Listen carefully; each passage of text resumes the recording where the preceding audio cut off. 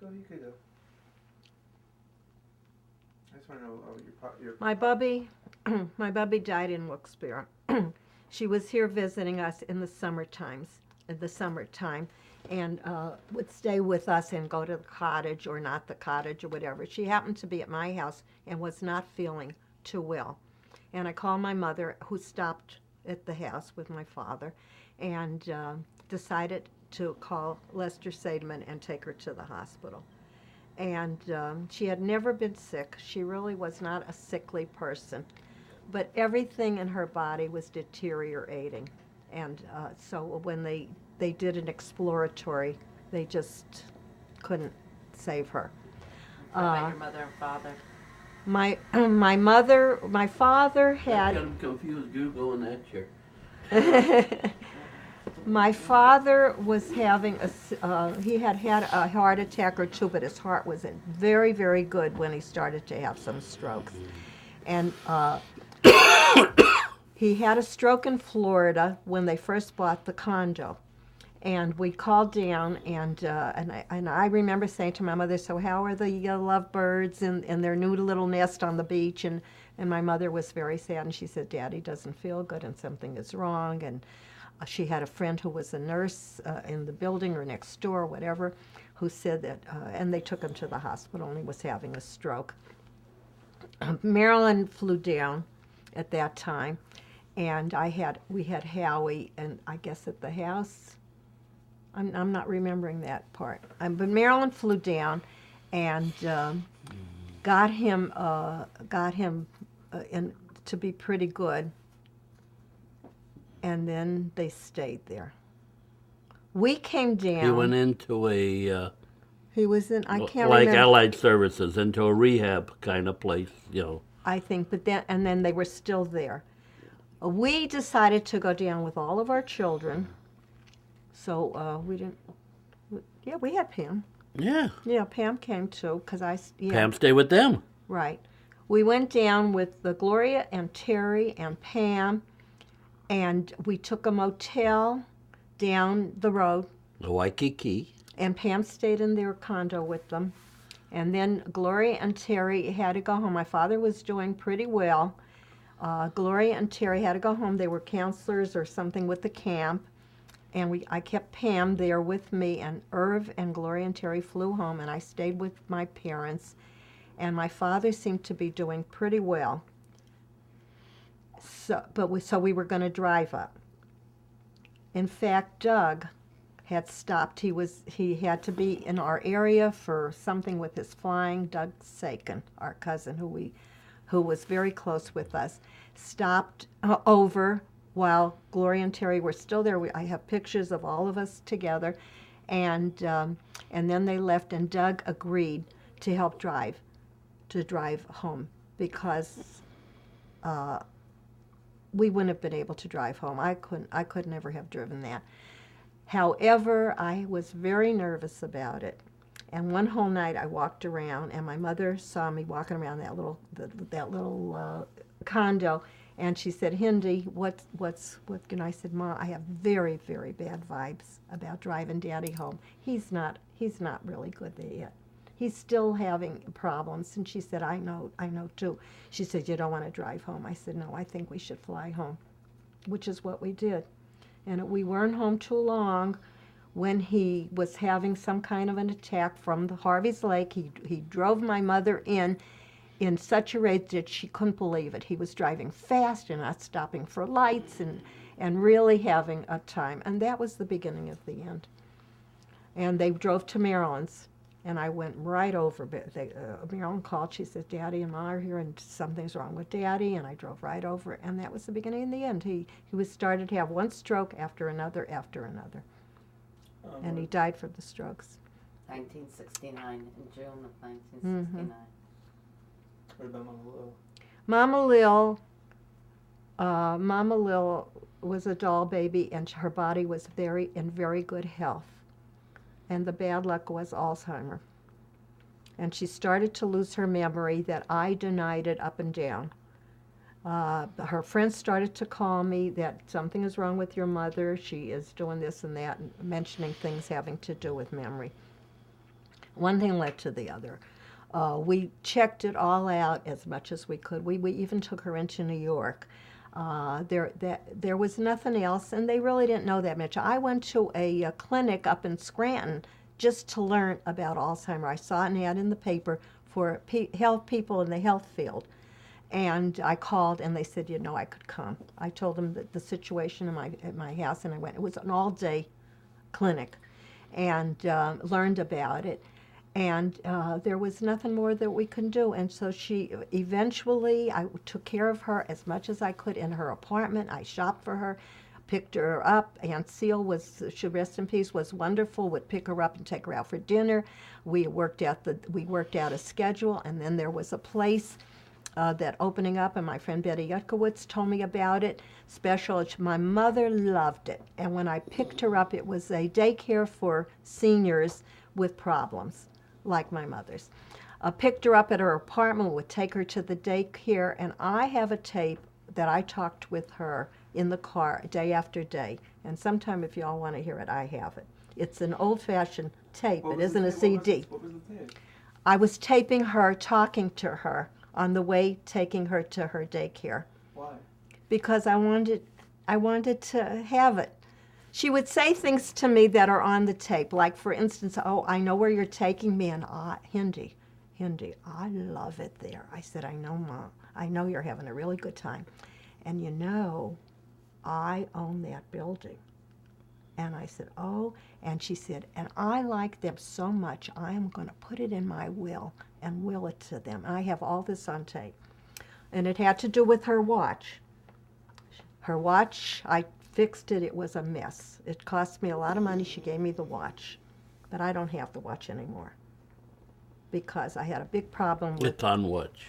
Okay, the watch is the watch. But what, no, I have her giving me the watch. No, not the watch, but what was the, I just, every day when I took her up there, I would tape a little bit of talk. I would talk about the weather. I would talk about you guys. I would talk about the kids, about the store, about things that she was doing there.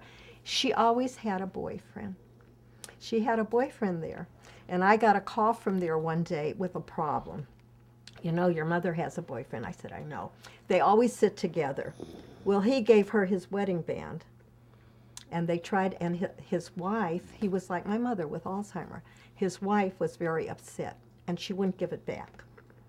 So I said, never mind, I'll get the ring back. And this is what I did. The next day, I picked her up, and I said, Ma, you found my ring? I have looked everywhere for it. I said, thank you, and she handed it to me. So I took it back. I knew how to deal with her. She didn't remember then at that point. She, at her apartment, and these are the kind of things that. And she ended up in a nursing home. She ended up in a nursing home for 9.5 years, but she died of a heart attack. And you were there. 6. It's I don't know. How many years is it? Shall I go look? I have That's a, okay. Yeah, It's not a big yeah. I have a year She was later. 89. She was 89 when she died. I have a year later. And they found me and my daughter Terry I and my got the daughter call. Pam. Did I get the call? And call Everybody was. We stopped at we the walked store for into some the reason. store and they had just called the store. We just and I got called into them. the store. We walked into the store and I called met right you back. there. They said they're They trying to called me. get you from your mother. They called me.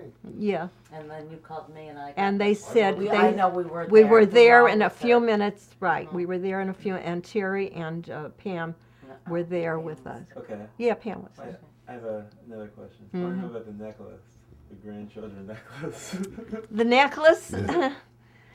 We only had 4 grandchildren when I decided I'm having a necklace, and I went down to Bartkowski's and I told him what I want, and so it started with Dylan and Ryan and Matthew and Trevor.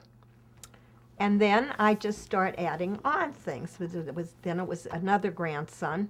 So now we had 5 grandsons, and I had another grandson added on.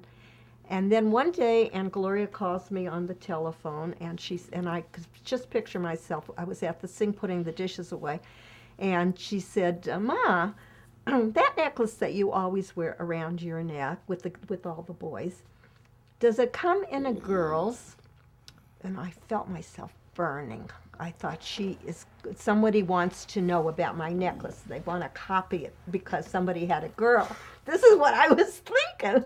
I'm burning. Sure, and I that's said, how she does. I guess if you want to order a girl's, you can get a girl's. I said, I just happen to have just grandsons, so. And Gloria said, calm down. Order the girls. That's what she was telling me about Stacy. She knew it was a girl, and she was telling me she was pregnant. I didn't know. That's how she told me. So how many do you have now? So now I have 8, 5 boys and 3 girls.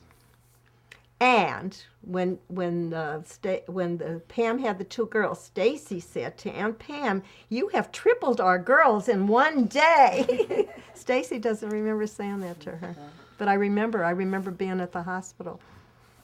So yeah. I just want to get like any conclusion. I kept adding them on, so they're not in order anymore because it got lopsided. And so I have 2 girls over here, 1 girl over here, and all the boys are in the middle. I just want to know any final things that you guys might have might want to talk about. Mentioned. We had a lot of fights. I'm not going to say but we didn't fight. We don't hit each other. We just don't talk to each other when we fight. So, and we can't go to bed mad. And I'm not allowed to because I promised one of my daughters.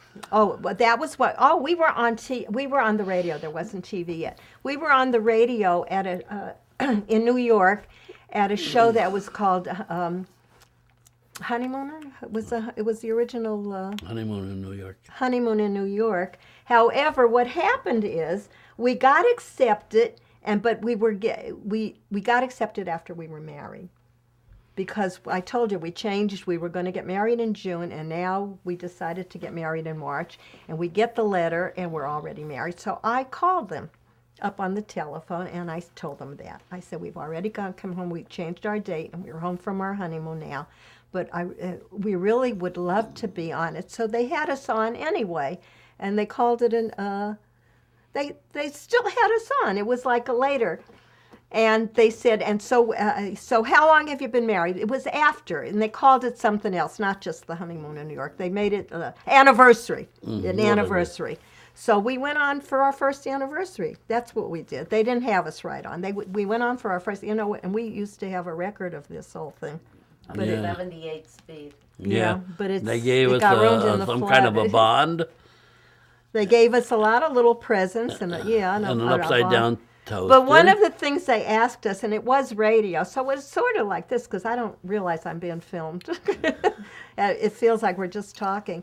So what is your secret about to keep the peace? Not, if you have an argument at all. Oh, we said we never go to bed. We always make up before we go to bed. That's our secret. Yeah. So anyway, but I guess it worked for 56 years. Yeah, all the priests all over know that. You really have they to work ask at a wedding. Marriage. What's the secret? Don't have the secret, right? Yeah. All the priests know the secret. Yeah. But is there a secret? Do you think there's a secret? No. One formula? No. Like advice for your grandchildren on how to have a good marriage? No, just love your spouse. My daughter said, "Don't holler back. Don't holler back." What daughter said that? So one of my daughters. Oh. Perfect daughter. Perfect daughter said that. Yeah. Are you okay now? Yeah. I think we're good. Is there anything else you guys want to say? I mean, it's. I think we're caught up to 56 years. Well, we'll round it out by saying I really think to myself, I just can't believe when people used to be married for 25 years, we thought when we were really young, we thought they were pretty old. And I don't feel as old as you should be when you're married 56 years. That was why it's good you got married only at 19. No. We got married young. As old as those old people. That's right. That's right. We're still young at heart. The body is giving us a little arguments, but a lot of our friends alongside of us are not. Not happy, you say? Not around. Oh, that's why I say you don't have to fight. You don't have to. Be They're right. not around. Every You have to day if enjoy each day. another But it's one. much more fun being right, especially when you are. Much more fun. What? It's nicer to be right, to know that, and Because especially you're when you are. You're never wrong. So That's right. Then so finally you're admitting it. all right. Yeah. That's good. We need a kiss. Did you put it on It's again? on now, yeah. Give it. Mwah. Sir, who does this? we imitate all the time, Herb. So what? So what's the big deal? Everything. What's the big deal? So you're going to have a half an hour out of that. Jane,